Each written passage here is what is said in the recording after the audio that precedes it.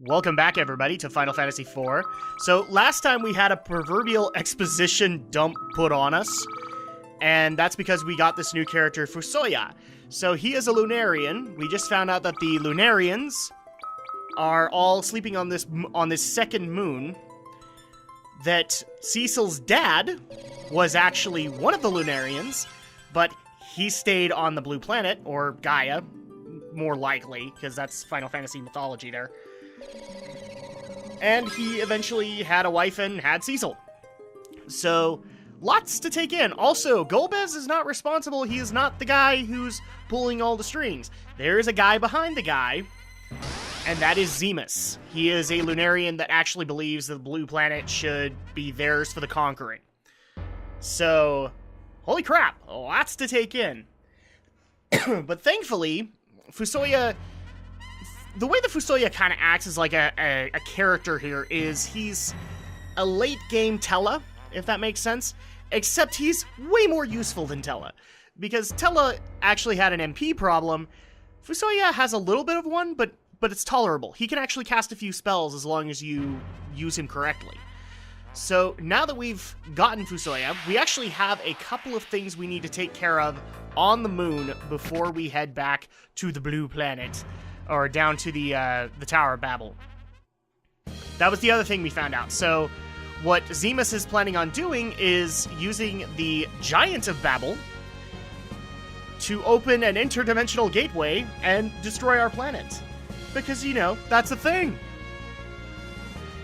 I'm not saying it's not silly, I still like the story. Especially in the fact that it was like, oh, well, you know, we've taken so long and hated Golbez for so long. I don't know if I can just accept not thinking of him as a villain, but he isn't one. At least that's our guess, is that he isn't a villain, he's being controlled like Kain is controlled by Golbez. So... Now, people might be wondering what I'm doing. This is actually where I was going in between for a grinding session. So, one thing we have to do on the moon takes a lot of effort, and actually is one of the harder dungeons in the game to handle. And that is Bahamut's Lair. Yes, we're gonna get Bahamut now. Before we do that, though, there actually is a little bonus place you can go on the moon that I wanted to let people know about. I believe this was also in the SNES game, but it's a little bit more available, or at least has more items, in the PSP remake. So, you can go to this Nessingwary, or Hummingway, abode. We are the Hummingways! Yeah, all the people that make us so we can change our names. Long ago, our people built a ship and traveled to the Blue Planet, like Kluya. That's why we have them, and now they're explained.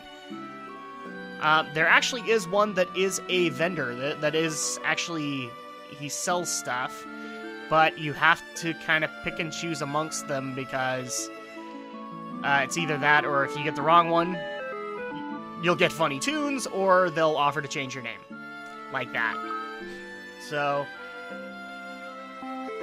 here we go, another hum. One of these actually sells stuff. Where is it? There we go.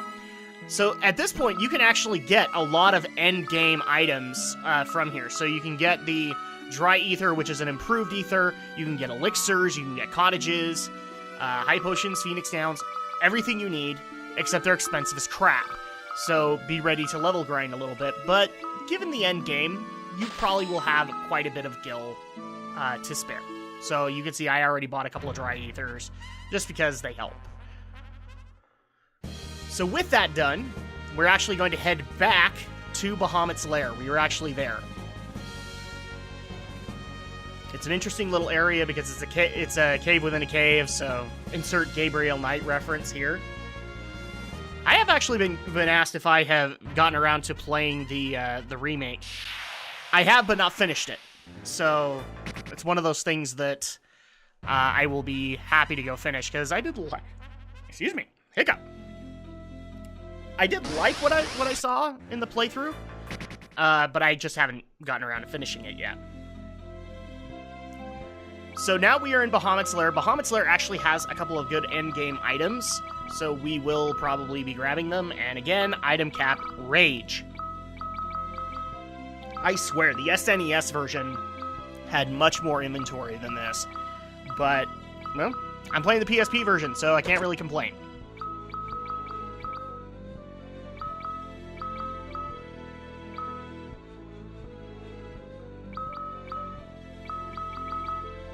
So one quick thing while we're working our way through Bahamut's Lair, and a lot of people would expect me to go into the games, there is one quick announcement that I do want to make, and I will probably also do a web camera announcement for it.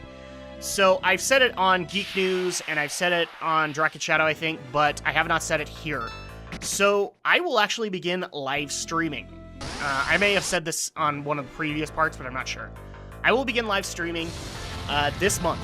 I am not sure if it's going to be this week, next week, or near the end of the month. I'm still trying to get all the streaming stuff figured out. So it's going to start with multiplayer. I wanted to start with being able to play with fellow YouTubers as well as people who watch this channel and just have a good time. So it will start with multiplayer, but eventually I might actually propose like a single-player game that I can play live with you guys. Kind of the premise that I'm going with is if people actually watch the Completionist on his Twitch channel, he would live play either the game that he was trying to complete or Final Fantasy VII for the month of Final Fantasy VII. So that's kind of what I'm looking towards, except I actually want to have it be based around like a single-player experience that maybe I'm blind in, like I haven't done myself or completed, so I am getting fresh reactions right in front of you guys, and also kind of make a little bit of a Let's Play out of it if it works out.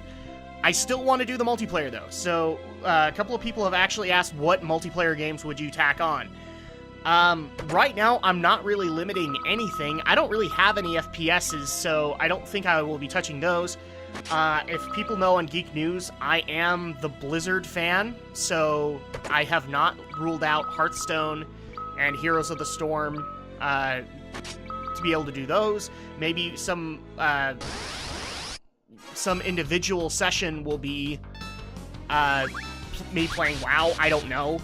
I've actually thought about that idea, like trying to do a Q&A. And I love it when Fusoya dies because he melts. It's like the behemoth here introduced water to him. Yeah, so I'm going to get into this really quick and then back into the streaming stuff. So in case you hadn't noticed, we are in what's considered kind of a boss-esque encounter, and that's the behemoth. I can't run from this.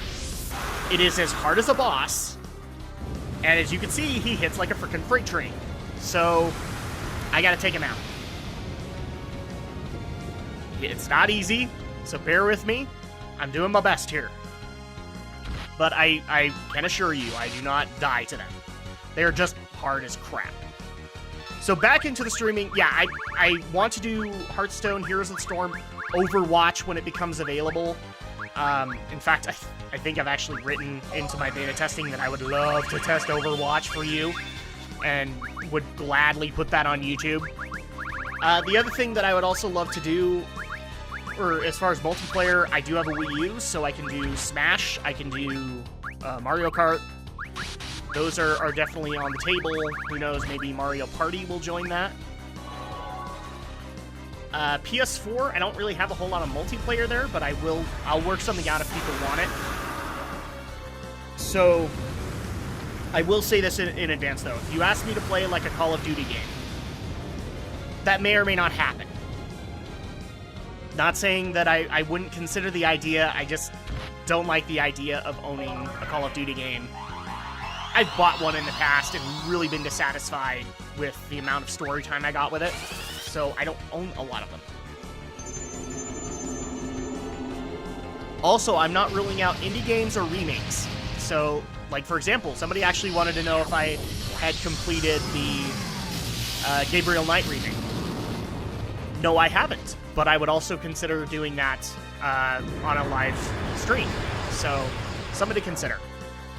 Let's get into the streaming, and then we'll worry about all that other stuff. I have such grandiose dreams. Dang, this stinking behemoth just kicks my butt.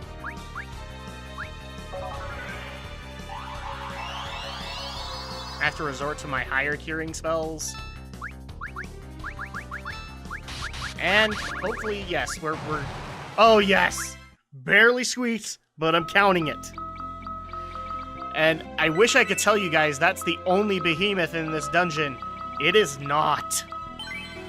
This is gonna get a lot harder. Especially since we have Bahamut coming. And Bahamut is kind of a trick in this game. Thankfully, these encounters I can run from. That's helpful. So with the streaming announcement, I am happy to bring that, and as soon as I know when I'm going to get live, I will let you guys know via Twitter and all that stuff. And another behemoth. But just be patient with me, and we will get to stuff. In fact, I also would love to work things out with indie developers who are trying to get noticed. Somebody did actually bring up the idea of doing Five Nights at Freddy's. I don't know if that would be as entertaining. I don't know if I would be as entertaining as Markiplier on that, but if enough people ask for it, maybe. Maybe I'd do it. Right now, I am considering twitching or streaming to YouTube directly, or I might do Twitch. I will let you guys know on the details and where to go and when. So aside from that, one of the things I do talk about here, if you are new, first of all, welcome, is the games that I'm currently playing and the opinions I have. People will know from the past that I've been trying to get my way through Dragon Age Origins on 360. I love me some BioWare RPGs, and it's been a while, but I finally got around to picking it back up, and I finally just said, I really just want to do like a big marathon of this game. I want to be able to get through a good chunk of it. And I did just that. People might remember I had just had my first encounter with a dragon while looking for the Urn of Sacred Ashes. And that's basically where I ended. I did the tests for the Urn of Sacred Ashes. I passed them. I actually like that idea, making sure you are virtuous. The other thing I also liked is when you get to the urn, you find how sacred a place it is, and so, but you have a task. You know, you're trying to get the Arl of Redcliffe to help you out in your fight against the Darkspawn.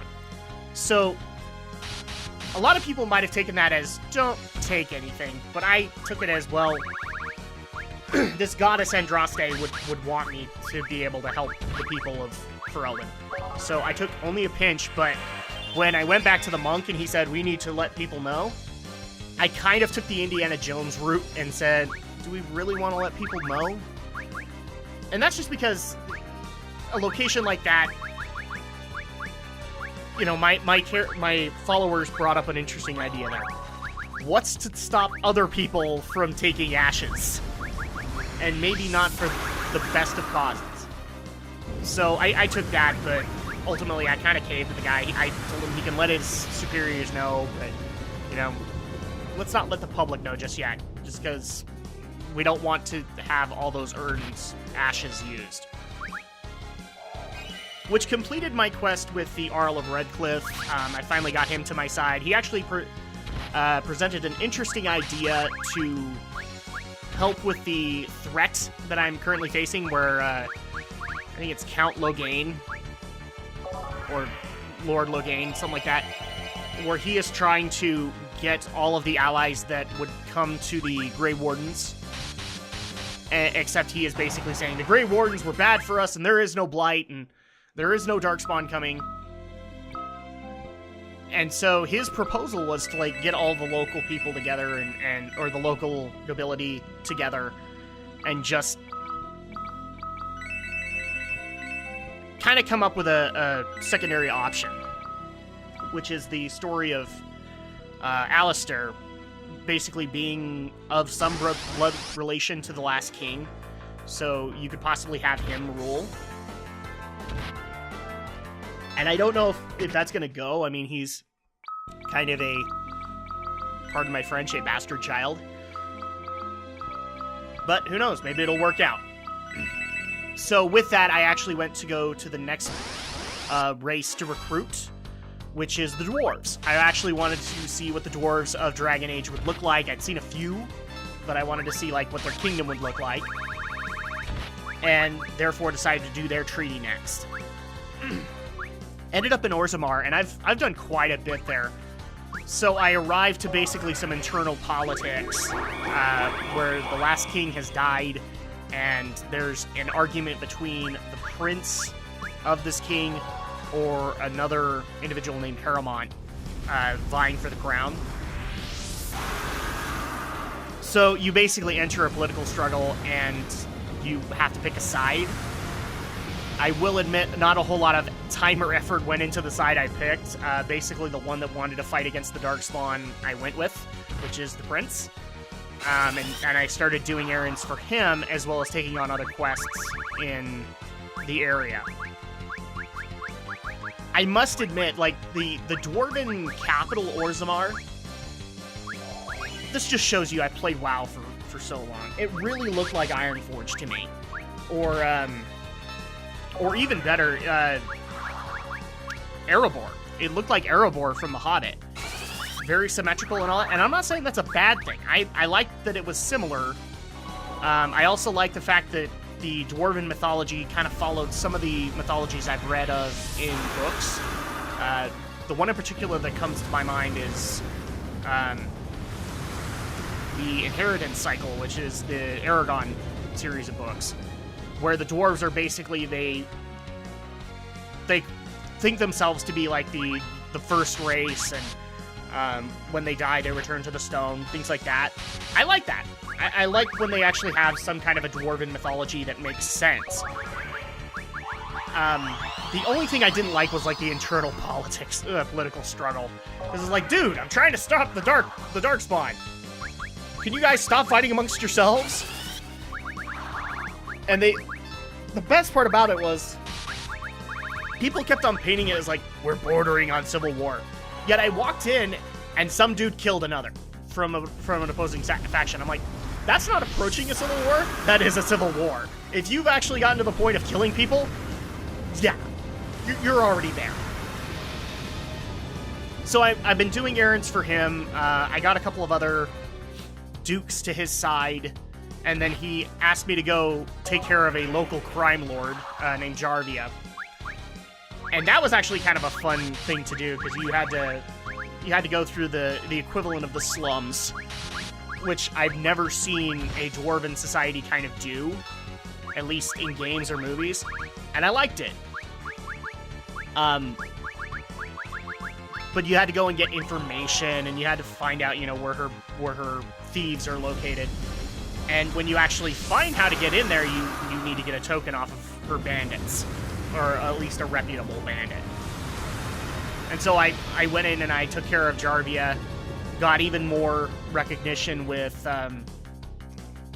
Prince Balin, I think is his name. Now he actually is asking another task of me. So there's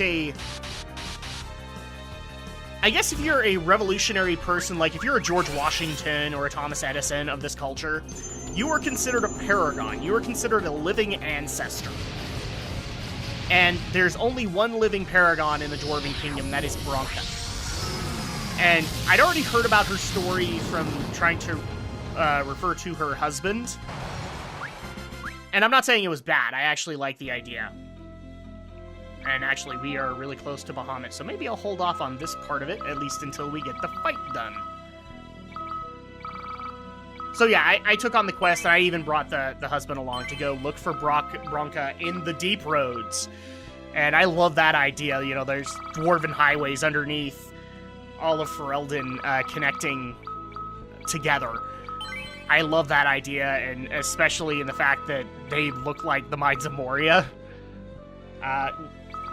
Kudos to you, BioWare, but I think I'm actually getting really close to the end of the dwarf storyline, as soon as I find Bronca anyway. And right now, I'm still liking Dragon Age. I will give you guys an update later when I get back to it. You have won Leviathan over, but that proves nothing. I, Bahamut, hallowed father of the Eidolons, shall decree the final judgment. Bahamut, whatever. You say tomato. So this fight is actually really hard. Because if you see there's a countdown at the top of the screen, once it reaches 0, he's going to do his summon ability, Mega Flare. And if he does it on you, it does a lot of damage. So the purpose here is to not only do as much damage as you can, but also to cast Reflect on as many characters as possible. Because the spell will reflect to him and do damage to him. Now, I'm doing Azura right now because she actually does have the option to give a Reflect to everybody, but it didn't work. And I didn't want to play the random card too many times. So basically what I'm doing at this point is Fusoya and Rosa are my 2 white mages. I'm just having them cast Reflect on the weakest people first, and then going up to the strongest people. And unfortunately, Cecil cannot cast Reflect, so he's probably going to take some damage here. And we're coming up on a Mega Flare. This is going to happen. Crap, Mega Flare! At least Rosa and Rydia aren't affected. And it bounces back to him, doing damage. The only downside, though, is that it kills everybody. So now I have to resurrect them, and then get Reflect on them as quickly as I can. Reflect lasts a couple of rounds, so you don't have to worry too much about that. But if you don't get it off in time, that's a problem. So we're basically using Rydia to do Phoenix Downs, and then immediately getting Reflect on as many people as I can. This also means that I actually can't heal them, because it will reflect to Bahamut. Or Bahamut. I'm just going with Bahamut, guys, okay? We cool? We cool. 2, okay, so right now is probably not the best idea to bring back Edge until the Mega Flare goes off. Bam! No damage to me, all damage to Bahamut. That's what we need to do. So now with that done, let's go ahead and get Edge up. Yeah, I think I defend, basically, because I can't heal. All I can do is kind of refresh my Reflect. But now all 5 have it. At least I hope, because that was 2 rounds. I think it lasts 3. Yes, all 5 of them have Reflect. I just saw it in the window. So, 3. All we can do is attack at this point. And unfortunately, if I use anything along the lines of... Oh, crap, and I just cast Reflect on Bahamut. So, it doesn't necessarily mean it bounces back, but if he were to cast something on himself, it would bounce to us. Oh. I only saw 3 go off. Oh, is this gonna be enough? No! Rydia's down! Get her back up! Get Reflect on her! Get Reflect back up on Rosa! This is wonderful, because I cannot figure out where all of the Fusoya's spells are. Okay, second Reflect up. Let's get a Reflect up on Rydia. We are going to be, by the skin of our teeth, we're going to be getting through this fight.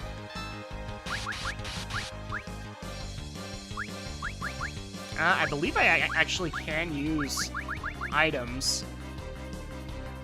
I think I'll try it, but...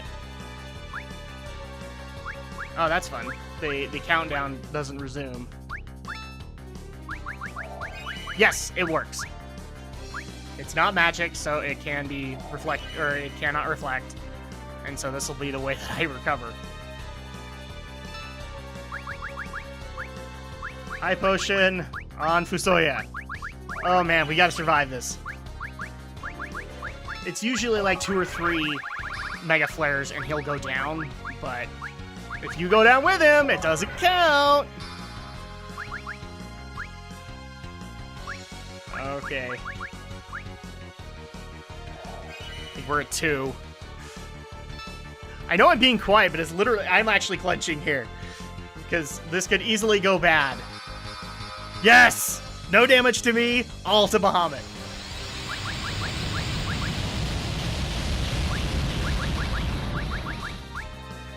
Boom! The god of summons now works for us.